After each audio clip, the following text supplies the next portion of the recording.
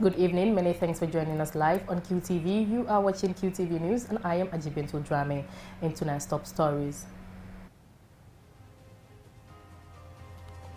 On a visit to Saudi Arabia, President Barrow on Thursday arrived in Makkah where he performed Umrah at the Grand Mosque. The Chief of Defense Staff has heard firsthand from soldiers some of their grievances as he continues his tour of military facilities. The Gambia government and the United Nations Capital Development Fund are to establish a national steering committee for closer coordination and consultation for effective cooperation on development. The Gambia Press Union recently organized a public dialogue around creating a platform for the Electoral Commission, the Gambia Police Force and the National Human Rights Commission to clarify their respective roles in the electoral process. We learn how organizations are working on preserving our forest parks and marking out ways to protect various forests across the country. And a 13-year-old boy needs overseas treatment for a chronic case of tonsillitis. Those were our top stories for tonight. Do stay tuned for the news in detail.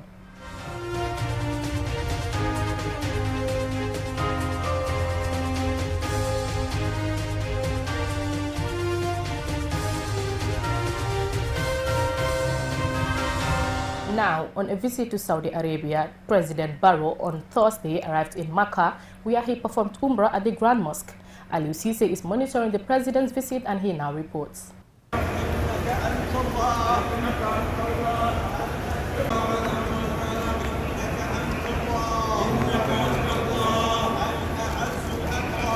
The president and delegation on Thursday morning flew from Medina to Jeddah, from where the delegation drove to Mecca for the Umrah Islamic Summer pilgrimage on Thursday evening at the Grand Mosque in Makkah.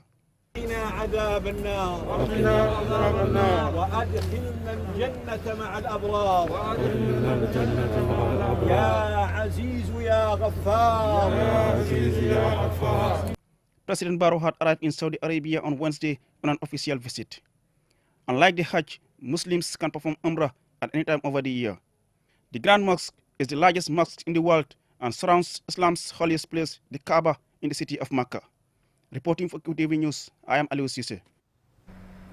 As the Chief of Defense Staff of the Gambia Armed Forces continues to tour military facilities across the country to engage his personnel, soldiers are taking the opportunity to voice their constraints and difficulties in executing their duties. In this special report by Babu Karasi, he tells us how some of our military barracks lack basic facilities. After just 3 days in a tour expected to last for at least 10 days, the CDS have visited about 6 military installations in the North Bank, CRR and URR. These men and women serving in uniform have been praised by the civilians living with them in all the places we visited, to the joy of their leader, who continues to encourage them for their good work. However, the good work is not without challenges as expected, but for these soldiers, they deserved better. We have found out that most of the military installations, if not all, need to be better supported and equipped with better services. Typical examples are the camps in Jongon, Lamenkoto, Sambuya, Fatoto, to name a few. These places lack basic facilities such as water, electricity, proper housing, or difficulties in mobility. The boss CDS Yakuba Drame have admitted to the challenges faced by his personnel in all the areas visited, but continues to encourage them. I've deployed my troops under unbearable conditions, where water is not available, where electricity is not available. But one thing that stimulates and enhances their confidence to serve, they have a special mission to perform. That is to say, to preserve the peace and tranquility of this country. One development perhaps is the construction of an extended quarters in Farfenya Barracks, expected to house about 200 personnel upon completion. However, one would agree that more needs to be done for them as they continue to sacrifice for the protection of people's properties and safety. Against all odds, the tour has positive indications, giving the rare opportunity for soldiers from private ranks upwards to face the Army High Command and narrate their concerns or problems without having to navigate through the never-ending protocols. We can also highlight that there are some positive changes made from the last year tour to this one, as the CDS have taken stands in some areas by providing them with either solar batteries, water, among others. Last year, I had a very constructive engagement with you. And of course, some concerns were raised, like I said to you earlier on. Some we've solved the problems. Others are pending. Why? They demand high capital to get those things done. But I can assure you, I would not relent until we get this issue solved.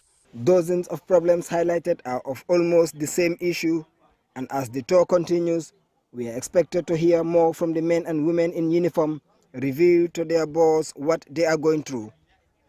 With all indications of their zeal and passion to serve in uniform, but the absence of basic needs tends to hinder the effective delivery of service. Given the prevailing security situation at an all-time high and the need to be fully prepared as election cycles fast approaches, it is important for diversion of spending to the military camps and installations, bearing in mind that the country cannot and will not be with economic peacekeeping forces forever. 3 days in of a tour expected to last for 12 days, the CDS is expecting to hear more from his personnel. On the sidelines of the tour, CDS Yakuba Drame visited a 10-hectare land given to the army by the community of Sabi in URR, which to the delight of the general, who thanked the community and encouraged more land negotiations as it is key for the long-term plans of the military and its stations across the country. Babukar Si, QTV News. The Gambia government and the United Nations Capital Development Fund are to establish a national steering committee for closer coordination and consultation for effective cooperation on development. The inaugural meeting was held on Wednesday at the Sir Dawda Kairaba Jawara International Conference Center in Bijulo. Mobutu Gajaga tells us more. The meeting brought together key players in the government and the United Nations Capital Development Fund, UNCDF, to work on development projects targeting job creation, skills development, access to finance, and climate change adaptation. Among the tasks of the NSC, chaired by Ministers of Finance, Environment, Land, Local Government, and Religious Affairs, will be to provide a strategic guidance and direction to the UNCDF programs in the country. Lamin Diba spoke on behalf of the committee. Members of the steering committee to diligently work with us and be committed to drive economic and sustainable development in line with the holistic approach of UNCDF implementation at all the 3 levels, that is the macro, micro, and meso levels. And this can help us to achieve various SDG goals, such as promoting environmental sustainability, climate resilient communities, and appropriate land use, SDG 13. The program also aimed at creating employment for youth through skills. However, access to finance, such as loans, especially for startups, remains a huge challenge. Despite challenges of access to finance for small businesses and small farmers, a representative of the Central Bank of the Gambia, Sekou Jabi, says his department will support projects of sustainable socio-economic development. The Central Bank of the Gambia and key stakeholders are ready to work with UNCDF to avail the much needed resources to the real sector for growth. Access to finance is crucial for micro, small, and medium enterprises for both startups and working capital requirements. It is expected that the collaboration with our 2 institutions will turn the population's challenges into opportunities for socio-economic development. The European Union is the financier of Jobs, Skills, and Finance program, although the EU has supported Gambia in many areas, among which is road construction. According to the EU head of cooperation to the Gambia, Stefan Meyert, over $800 million was budgeted for the program. The EU is delighted that the UNCDF is focusing on strengthening how finance works for poor people at the household, small enterprise, and local infrastructure levels. The UNCDF is the UN's development finance arm, primarily for the 47 least developed countries, including the Gambia. Nyanya Dabo is the country and program manager. Utilizing the local mechanism, UNCDF provides grants that allows the communities identify and select priority projects based on their needs. So we do not come with imposed projects. Rather, we come up with a framework, a mechanism that gives the communities the freedom to identify and select what their priorities are. An impact assessment indicated progress of the program so far. Gidom Sabali from Welingara village is a poultry farmer. Thanks to the $4,800 stipend he got from the Cars for Work initiative, Mr. Sabali is also doing an engineering course at the Gambia Technical Training Institute. Mamudu Gajaga, QTV News.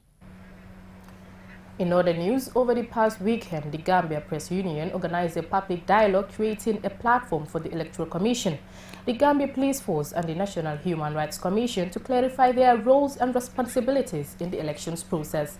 Babukar Sise reports. The dialogue will give members of the public the opportunity to know the mandate of key stakeholders with regards to elections and also the opportunity to ask questions on related issues. At a well-attended interface held at the Brikama Welingara Big Tree, the Alcalo Sambaba welcomed the delegation, saying it is a big opportunity for his people to clear some of their doubts. Some of the concerns raised are about allegations of non-Gambians registering to acquire voters' cards. The Vice Chairman of the IEC, Joseph Colley, advises people not to harass or stop suspected non-citizens from registering, but should take their details and report the matter to the reversing courts, which will be set up. The police PRO, Superintendent Njai, echoed the same advice. We have released a statement informing the general public, especially party agents that are attached to the IEC polling registration centers. In fact, the IEC also have issued a statement equally, if I remember very well, and that is to deal with that situation. No individual who is not given the legal powers is supposed to challenge people's citizenship or question people's citizenship, and including the party representatives at the registration centers. They have no legal mandate to question or challenge people's citizenship or bar people from registering as far as their citizenship is concerned. If they have concerns, if they have observations that are definitely that needed to be challenged, they can take it up with their party secretariats, and then the relevant institutions or departments will they will take it up with them, so that perhaps if those issues are relevant to come at the revising court, they might come over there. But no party agent or any other militant or sympathizer or any other ordinary citizen has any right to challenge any other person's citizenship in order to bar that person from registering. On the issue of the mayor of Banjul issuing attestation to Banjulians, the IEC vice chairman sees nothing wrong with that. When you look at natural justice and fairness, in Banjul there's no safe or unlawful. So if you don't want to give that power to anybody, then you're going to disenfranchise a lot of people. We're not doing it because we want to favor. Because we're seeing her as mayor of Banjul, not an individual from a political party. Because she is mayor for the whole of Banjul, not because of a particular set of people.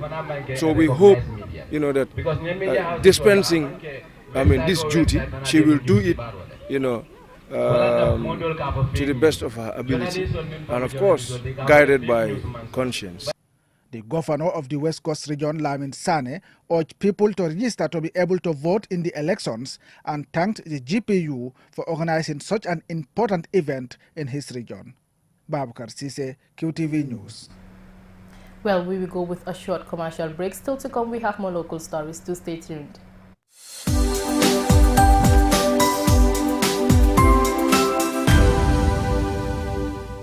South Africa Global is the first and biggest private estate developer in the Gambia and present in 7 other African countries. We take pride in leading innovation in all spheres of real estate sector in the Gambia and beyond. As such, we are launching the development of the first smart and modern office and retail towers in the Gambia called Taft Twins. The Taft Twins is located in the heart of the Kanifing institutional area and 10 minutes drive away from Banjul. Taft Twins is designed to have 5 floors of office spaces ranging from 50 square meters to over 1,000 square meters with 2 elevators, central air conditioning, 24 hours electricity and water supply, with the ground floor reserved for banking, supermarket, restaurant and coffee shop. For your bookings and reservations, please call now on 376-2333 or 776-2333. Thank you.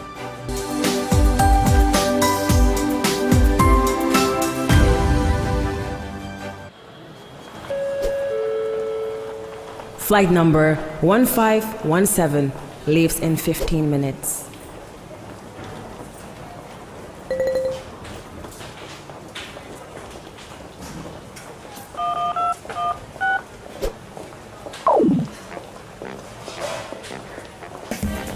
Wherever, whenever, simply dial *1247# to transfer money, top up airtime, pay bills, check balance, and check statements. Speak to us today on +220-420-2275 or email us at gambia.contactus@sc.com. One bank, available 24/7. Standard Chartered, here for good.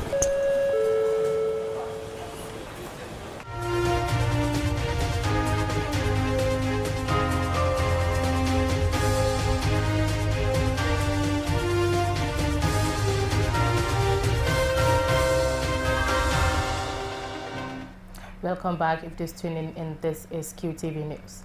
Last week in CRR, Tostan, Gambia met with communities to discuss strengthening democracy and civic engagement to empower communities to achieve an effective governance system that prioritizes people's needs. Ibrahim Jallo, our CRR correspondent, was on hand, and this is his report. The new community empowerment program intervention called Tostan CRR scale-up targets communities in the northern and southern part of CRR in 4 districts and 10 wards within the region. Teresa Keita, Tostan Gambia's national coordinator, gave a brief explanation of the project aim. The objective of Tostan program is to contribute to community-led sustainable development that is initiated, implemented, managed and owned by the people themselves, based on the respect for human rights and dignity for all. Sheriff Abbasanyan, the governor of CRR, welcomed Tostan positive intervention in the region. Actually, it's a sort of an exposition in monitoring aspects of the performance of Tostan as a project in the region. The governor explained that in partnering with Tostan, how the collaborative partnership will work in terms of the management, planning, and implementation. Actually, we partnering with them in all forms and facets because we are doing the monitoring along with them, we are counseling them, we are advising them, we're doing almost everything with them. And we are part of the whole process, from the program management to the planning, the implementation, the monitoring, evaluation, and the strategic implementation, everything. Alaji Berba, the chief of Nyandi district, told us what he expects to learn from the project and how his community will benefit. Training dem en damini hen get hewde. So miden damini hen hebde gandal, miden damini hen kadingal gandal. We are expecting a lot of things. We are expecting to have knowledge and to learn. The learning, if we go back to various communities, those who don't have the opportunity to take part of this training will benefit from what we have learned because we will simply share it with them. Kumadansire, a lady councillor for Janjambure Ward, gave an insight into the importance of some of Tostan's intervention. Tostan is very important, and there are a lot of important things in Tostan. Tostan was in URR. Our fellow lady councillors in URR used to tell us a lot about Tostan, and we have tried our best to make sure Tostan will come down here to Tiara. Thank, with the help of Allah, Tostan have finally come to Tiara. For the past 3 months, we have been working with them. Tostan's wider aim is to meet the UN Sustainable Development Goals in tackling issues related to poverty, hunger, primary education, gender equality, and empowering women, maternal health, child mortality, HIV and AIDS, malaria, among others. Reporting for QTV News, I am Ibrahim F.Y. Jallo. Organizations and institutions concerned about preserving our forest park have started mapping out ways to protect various forests across the country. Recently, they were at the Nyambai forest trying to clean up the dump site at the entrance of the forest. Babukasi reports. Environmentalists, CSOs, Brikama Area Council, the NEA and other organizations are involved in this forest preservation work. Our first point of call was the Brikama Nyambai forest, where we found these conservationists cleaning the entrance of the forest, which had been used as a dump site. I first caught up with Lamin Jame, chairperson of Together Africa Gambia organization, who began by telling me the idea behind the cleaning exercise. But this clearing, as you can see, the environmental forest, it is so disheartening to see.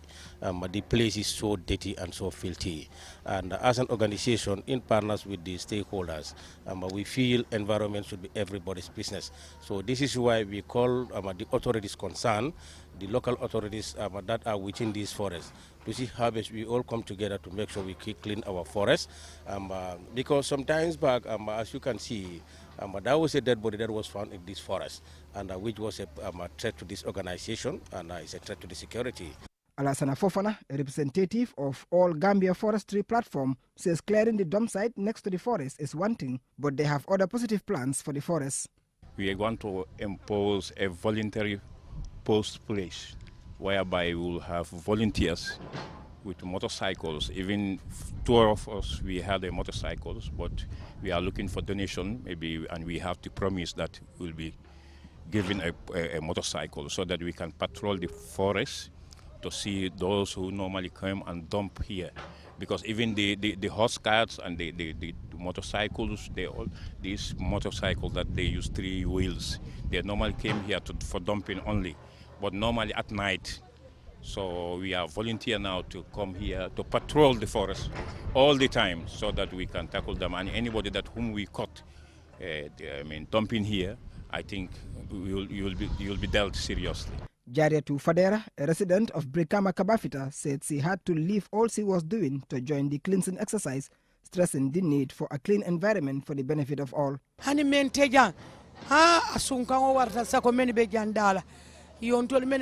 The condition of this place is terrible. Even for those not living near this place, the smell coming from this area is not good for anyone's health. We had to leave all we were doing to come together to clean this place. I am appealing to people living in this area to please desist from throwing their rubbish in this place and find a suitable place identified by the authorities. Local authorities responsible for preservation of our forest parks are dealing with issues such as deforestation, illegal logging and bushfire outbreaks. However, it seems the latest menace is to fight with people in using the forest as a dump site. Babu Karsi, QTV News. Now, a 13-year-old boy needs overseas treatment for a chronic case of tonsillitis. According to his medical reports from the Edward Francis Small Teaching Hospital, Mustafa Sow needs a tonsillectomy operation, which is not currently available in the Gambia. Omar P. Jallo visited the family and filed in this report. Tonsils are 2 oval-shaped glands or tissue parts located at the back of the throat. Tonsillitis is inflammation of the tonsil, and symptoms include sore throat, difficulty swallowing, and tender lymph nodes on the sides of the neck caused by bacteria and viruses. Mustafa Sow has been battling with this life-threatening disease for several years. Our Sedi, the parent's aunt, explains some more.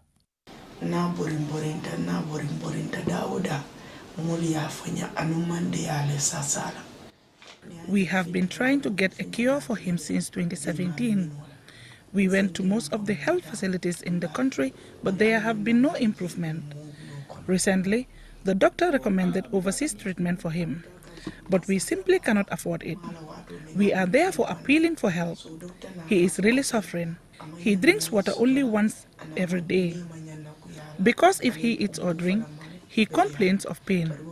He has even stopped going to school because the doctor advised him to avoid noise. Mustafa is therefore seeking financial support to pay for the surgery that could save his life.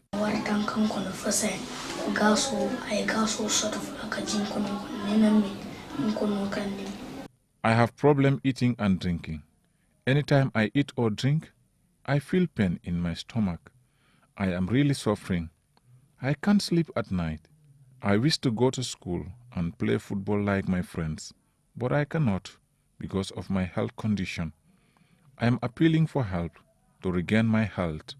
Tonsillitis is common in children compared to adults, as the tonsils are very active before puberty.